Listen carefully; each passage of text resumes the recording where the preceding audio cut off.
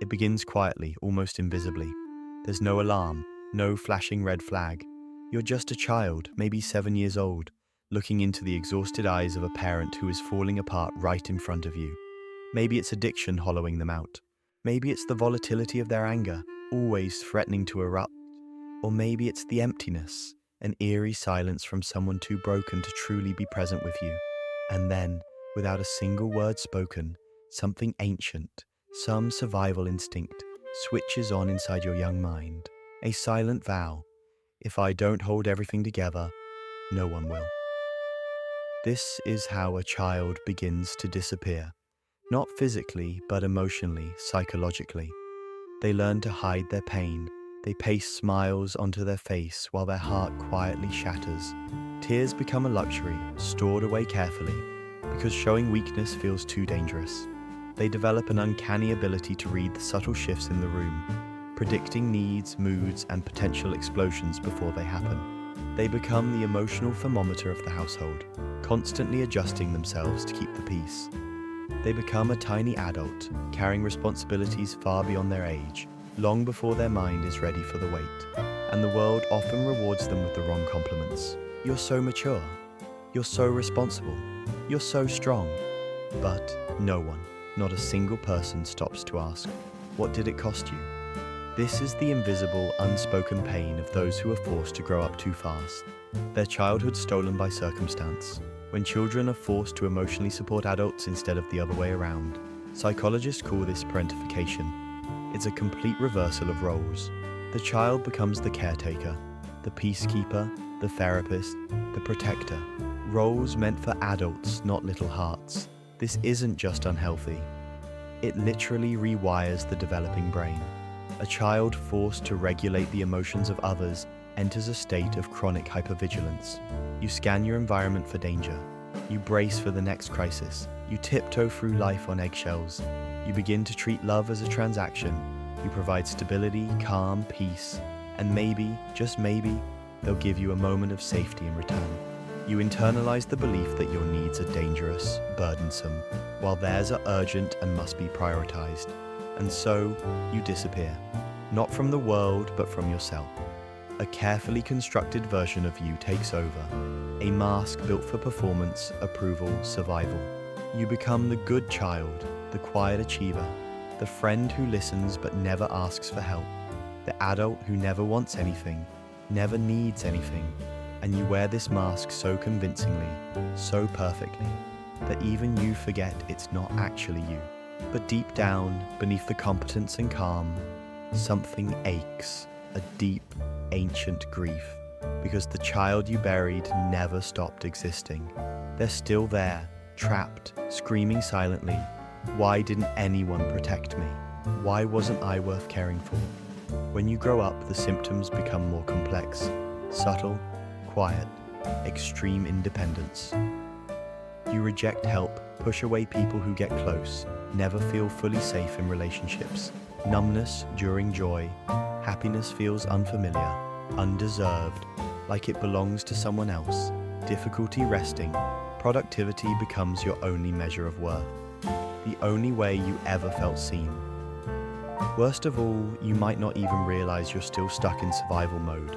You are still running on the same emergency setting you formed as a child. Because when dysfunction becomes your early foundation, your nervous system adapts to chaos and accepts it as normal.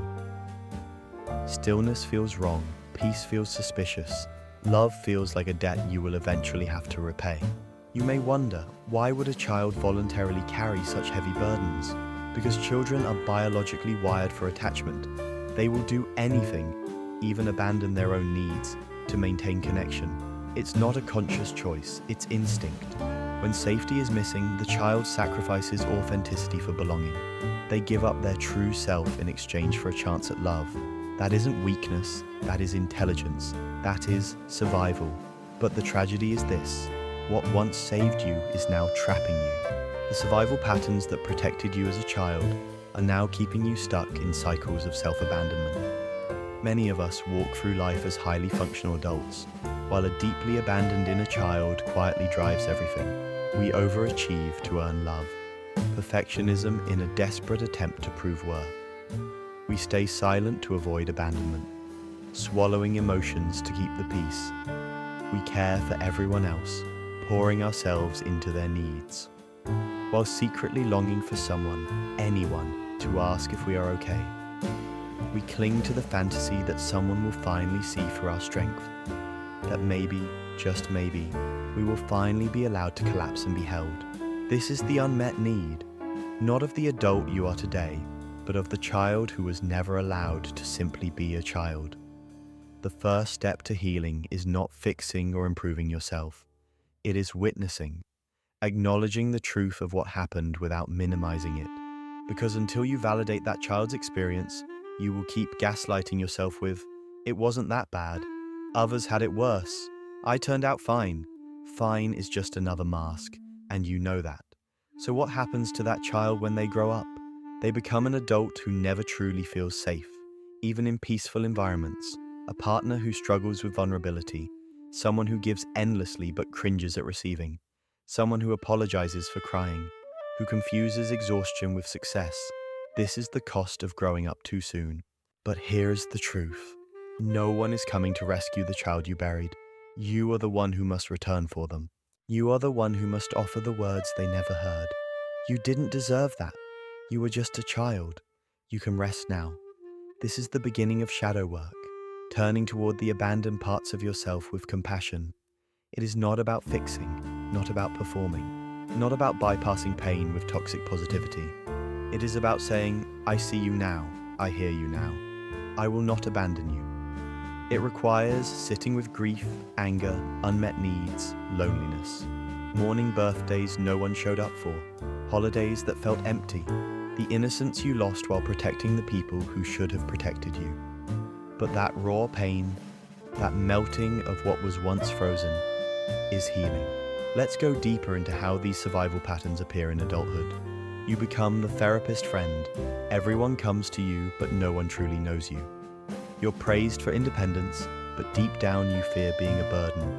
You overfunction in relationships, fixing, explaining, carrying everything, then quietly resenting that your partner doesn't match your effort. You struggle with boundaries. Saying no feels like betrayal. These are not personality traits. They are coping mechanisms, and the good news, they can be unlearned. One of the most powerful things you can do is ask your inner child, what did you need back then that you never had? You may hear answers like, "I needed someone to tell me it wasn't my fault. I needed someone to ask if I was okay. I needed to play, rest, laugh without fear." Slowly, gently, you begin giving those things to yourself, not to erase the past, but to stop reliving it. Carl Jung once said, "There is no coming to consciousness without pain. People will do anything, no matter how absurd, to avoid facing their own soul." But shadow work demands we face it. We turn toward the darkness within and embrace every abandoned part. The ashamed part, the angry part, the fearful part, the forgotten part. All of them deserve compassion. Healing is not becoming someone new. It is remembering who you were before the world told you who you had to be, before responsibility crushed your spirit, before survival overshadowed joy. So if you see yourself in these words, remember, your maturity was never the problem. Your strength, resilience, coping, none of it was a flaw. The problem was that you never had a choice, but now you do. You can choose softness, you can choose vulnerability, you can choose to rest, you can choose to have needs, you can choose to simply exist. It will take time. There will be days when you feel like a child again, overwhelmed, longing for the comfort you never had. Good, that's the point. Let that child come home. Let them cry, let them play, let them finally be seen and heard. You are not broken, you are becoming whole. And maybe, for the first time in your life, you are finally growing in the right direction. Not through fear, not through pressure, but through truth, compassion, and love. You didn't have a childhood, but you still have a future, and this time, you get to write it. If you want more content on shadow work, inner child healing, and trauma recovery, make sure to subscribe and turn on notifications. I post a new video every week. Remember, the child you once were is still waiting. Start today. You deserve healing.